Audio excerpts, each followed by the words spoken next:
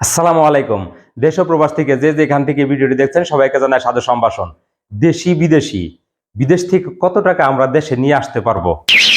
এই বিষয়টাই আমরা অনেকেই জানি, অনেকেই জানি না, অনেকে একটু একটু জানি এবং অনেকেই খুবই দুশ্চিন্তায় পড়ি যে আমার কাছে এত টাকা আছে, আমরা কিভাবে দেশে নিয়ে যাব? এবং দেশে গেলেই নাকি ঘোষণা দিতে হয়। এরকমটি হয়েছিল 2019 সালে, যখন আমার কাছে 10,000 মার্কিন ডলারের উপরে ছিল। তখন আমাকে এক লোক বলল যে ঘোষণা দিতে হবে দেশে গিয়ে। তখন আমি চিন্তা ভাবনা করলাম যে আমার এই অর্জিত কষ্টা অর্জিত টাকা আমি যদি দেশে যেয়ে ঘোষণা দেই, তখন বলবে যে আপনি কিছু টাকা রেখে যান, এত টাকা কই থেকে পাইলেন, এই টাকা কিভাবে ইনকাম করলেন। এতে আমার টেনশন আরো বেড়ে গেল, আমার 2-3 রাত ঘুমই হয় নাই। এখন আপনাদেরকে আমি বলবো যে এই বিদেশি টাকা এবং দেশি টাকা কত টাকা আপনারা এই বাংলাদেশে নিয়ে আসতে পারবেন। এবং ভিডিওটা একটু স্কিপ করবেন না, সম্পূর্ণ ভিডিও দেখার অনুরোধ রইল। চলুন একটি লাইক করে ভিডিওটা শুরু করি। প্রথমত আমরা যেটা জানবো সেটা হচ্ছে দেশি টাকা আমরা কত টাকা বিদেশ থেকে দেশে নিয়ে আসতে পারবো। দেশি টাকা আমরা 10,000 টাকার বেশি বাংলাদেশে নিয়ে আসতে পারবো না। যেমন বাংলাদেশি টাকা আমরা বিদেশ থেকে 10,000 টাকার বেশি নিয়ে আসতে পারবো না।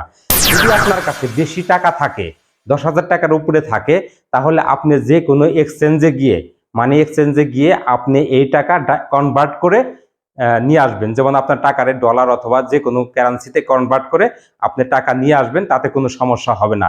এখন আমি আপনাদেরকে বলবো যে কত টাকা, মানে কত বিদেশি টাকা আপনি দেশে নিয়ে আসতে পারবেন। আপনি বিদেশ থেকে $1,000, $2,000 অথবা $20,000 এই সমপরিমাণ বৈদেশিক যে কোনো মুদ্রা, এই ডলার অনুপাতে আমি বলতেছি, এই সমপরিমাণ বৈদেশিক যে কোনো মুদ্রা কোটি কোটি ডলার নিয়ে আসতে পারবেন। এমনকি লাকেজ ভরে যদি আপনি বাংলাদেশে বিদেশি টাকা নিয়ে আসেন, তাহলে আপনাকে কোনো আইন নাই এবং কেউ আপনাকে বলতে পারবে না যে এই টাকা কই থেকে পাইছেন, কই থেকে আনছেন, এই টাকার ট্যাক্স দেন এবং এই টাকার নথিপত্র চাই, কিভাবে ইনকাম করলেন। আপনাকে এই কথা বলতে পারবে না। তবে একটা কথা, এখানে আপনাকে একটা ফর্মালিটি, ছোট্ট একটা ফর্মালিটি অনুসরণ করতে হবে।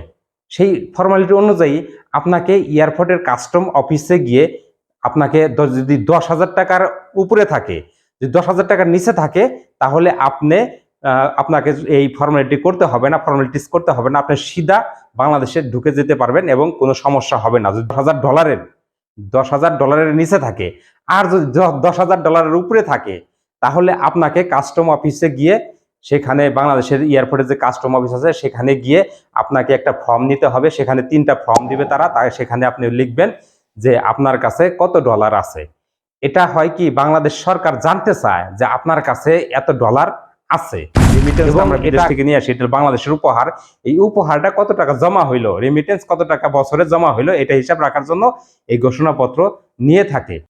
তো বন্ধুরা, আমরা এই ভিডিও থেকে জানলাম যে কত টাকা আমরা বিদেশ থেকে নিয়ে আসতে পারবো এবং বাংলাদেশি টাকা কত টাকা দেশে নিয়ে যেতে পারবো।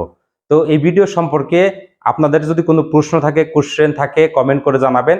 আর একটি কথা, এইরকম ভিডিও যদি আরো পাইতে চান বা দেখতে চান, তাহলে অবশ্যই অবশ্যই চ্যানেলটি সাবস্ক্রাইব করে রাখবেন। আর এখন পর্যন্ত আমার চ্যানেলটি যারা সাবস্ক্রাইব করেছেন তাদেরকে জানাই অন্তঃস্থল থেকে ভালোবাসা। আর যারা এখন পর্যন্ত চ্যানেলটি সাবস্ক্রাইব করেন না, সাবস্ক্রাইব করে দিবেন। তো ভিডিওটি দেখার জন্য ধন্যবাদ। ভালো থাকবেন, সুস্থ থাকবেন। আল্লাহ হাফেজ।